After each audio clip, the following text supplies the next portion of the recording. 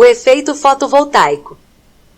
O efeito fotovoltaico foi descoberto pela primeira vez pelo físico francês Edmond Becquerel em 1839, mas permaneceu uma novidade científica até 1954, quando cientistas dos laboratórios Bell nos Estados Unidos criaram a primeira célula solar à base de silício.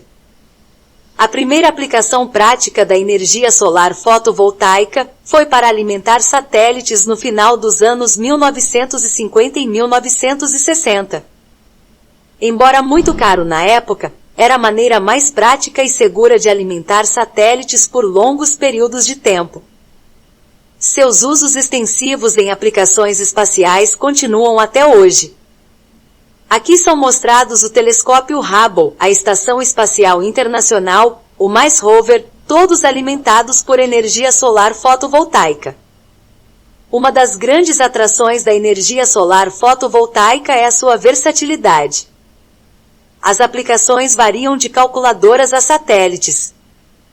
A energia solar fotovoltaica de pequena escala é amplamente utilizada para alimentar eletrônicos de consumo, como calculadoras e relógios de pulso. A energia solar fotovoltaica tem encontrado cada vez mais usos recreativos. Aqui é mostrado o mochileiro carregando seu dispositivo GPS com uma pequena matriz fotovoltaica móvel e um veleiro com o painel solar fotovoltaica fornecendo eletricidade longe de qualquer rede elétrica. A energia solar fotovoltaica pode fornecer energia em locais remotos, como a Estação de Pesquisa Princesa Elizabeth na Antártida e uma bomba solar no Nordeste brasileiro. Também é amplamente utilizada para fornecer eletricidade a casas individuais, blocos de apartamentos e bairros comunitários. Está sendo cada vez mais usada em telhados industriais, de varejo e comerciais, em edifícios de escritórios. Finalmente, as fazendas ou parques solares fotovoltaicas, em escala de serviços públicos, fornecem eletricidade para vilas, cidades e regiões. Aqui é mostrada uma instalação solar fotovoltaica de 100 megawatts na França e a enorme fazenda solar fotovoltaica de 2,2 gigawatts em Bhadla, na Índia, atualmente a maior do mundo. Agora veremos um pouco da ciência por trás da energia fotovoltaica.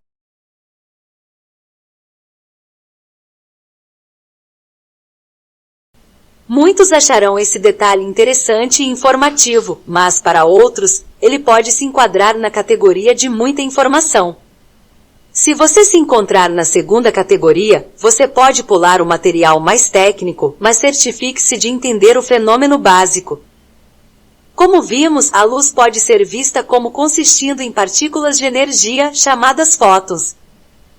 Hoje a mecânica quântica explica tanto as observações da natureza ondulatória quanto da natureza das partículas da luz. Na mecânica quântica, dependendo da situação, um fóton pode aparecer como uma onda ou como uma partícula, e esse conceito é chamado de dualidade onda-partícula. A explicação simples da energia solar fotovoltaica é que quando a luz solar atinge uma célula fotovoltaica, a energia da luz solar, representada pelos fótons, libera os elétrons na célula e as camadas semicondutoras na célula direcionam os elétrons para fluir através de um circuito externo, e a corrente elétrica no circuito fica disponível para gerar trabalho, por exemplo, para alimentar uma lâmpada ou carregar uma bateria. Isso é tudo que alguém realmente precisa saber sobre a operação da energia solar fotovoltaica para entender as aplicações e usos mais amplos. Mas para aqueles que estão interessados nos detalhes, vamos em frente. O gráfico mostra o espectro de irradiação solar que atinge a superfície da Terra em nanômetros. Acontece que as células solares fotovoltaicas só podem usar uma parte desse espectro, aqui mostrado em verde. A luz solar que chega deve ter energia suficiente para liberar os elétrons soltos dos átomos de silício da célula. Como mostra a figura, a energia solar com um comprimento de onda superior a 1100 nanômetros não tem energia suficiente para fazer o trabalho. As células fotovoltaicas de silício não podem fazer uso dessa radiação solar infravermelha. Vemos também que as células solares são mais eficientes com a radiação infravermelha, mas menos eficientes no espectro de luz UV. A eficiência das células fotovoltaicas é medida como a quantidade de radiação que a célula converte em energia elétrica. As tecnologias solares comerciais atuais têm eficiências de conversão de energia que variam de 10% a 25%.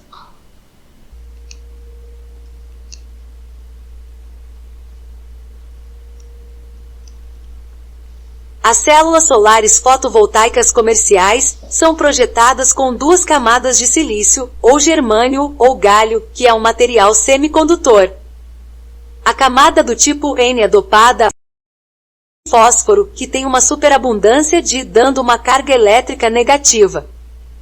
A camada do tipo P é dopada com boro, que está faminto por elétrons e tem abundância de vagas de elétrons, que são eufemisticamente chamados de buracos ou lacunas, que dão à camada P sua carga positiva. Portanto, resulta uma camada de silício do tipo N e uma do tipo P que são firmemente ligadas. Ao unir as 2 camadas, passa a existir um campo elétrico na região de divisa entre as 2 camadas, conhecida como região PN, provocado pela ocupação dos elétrons livres do tipo N e lacunas do tipo P. Perto da junção das 2 camadas, os elétrons de um lado da junção N se movem para os lacunas do outro lado da junção P. Isso cria uma área ao redor da junção, chamada de zona de esgotamento, depletion zone, ou junção, na qual os elétrons preenchem os lacunas. Quando todas as lacunas são preenchidas com elétrons na zona de esgotamento, o lado P da zona de esgotamento, onde os lacunas estavam inicialmente presentes, agora contém íons carregados negativamente, e o lado N da zona, onde os elétrons estavam presentes, agora contém íons carregados positivamente. A presença desses íons de carga oposta cria um campo elétrico, potencial elétrico interno, que impede que os elétrons na camada do tipo N preencham as lacunas na camada P. Quando a luz solar, isto é, os fótons, atinge uma célula solar, os elétrons no silício são ejetados, o que resulta na formação de lacunas, ou seja, as vagas deixadas para trás pelos elétrons que escaparam. Assim, o campo moverá elétrons para a camada do tipo N e as lacunas para a camada do tipo P. Se você conectar as camadas do tipo N e do tipo P com um fio metálico externo, os elétrons viajarão da camada do tipo N para a camada do tipo P, atravessando a zona de esgotamento, criando um fluxo de eletricidade. Assim cria-se uma corrente elétrica contínua, que pode fazer trabalho como alimentar uma lâmpada. Como você pode perceber, os detalhes da física de semicondutores são complexos, mas esta explicação é suficiente para nossos propósitos. Resumindo, o efeito fotovoltaico se dá através do seguinte processo: absorção da luz. Quando a luz atinge uma célula fotovoltaica, que geralmente é feita de silício, os fótons da luz podem transferir energia para os elétrons do material. Liberação de elétrons. Se a energia do fóton for suficientemente alta, ela pode libertar um elétron de sua posição normal no material, resultando na criação de um par elétron-lacuna. Isso significa que o elétron é movido para um estado de energia mais alto e deixa para trás uma lacuna. Movimento sob campo elétrico. Uma célula fotovoltaica possui uma junção PN, que é uma interface entre 2 tipos de material semicondutor: o tipo P positivo e o tipo N negativo. Esta junção cria um campo elétrico interno. Quando um elétron é libertado pela energia do fóton, o campo elétrico na junção PN move o elétron para o lado N, enquanto a lacuna, que efetivamente tem uma carga positiva, é movida para o lado P.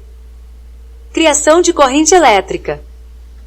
Se há um circuito externo conectado à célula solar, os elétrons que foram deslocados podem viajar através deste circuito para reabastecer as lacunas deixadas para trás no lado P do semicondutor.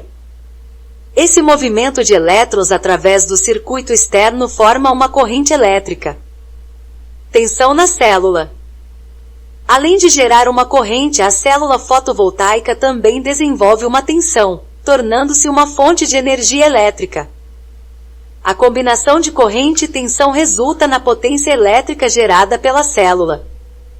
Entretanto, nem todos os fótons que incidem sobre uma célula fotovoltaica gerarão elétrons livres. A eficiência de uma célula fotovoltaica refere-se à fração da energia luminosa incidente que é convertida em energia elétrica, que, como dissemos, pode chegar a 25%. A eficiência é influenciada por vários fatores, incluindo o material da célula, sua construção e a intensidade e espectro da luz incidente.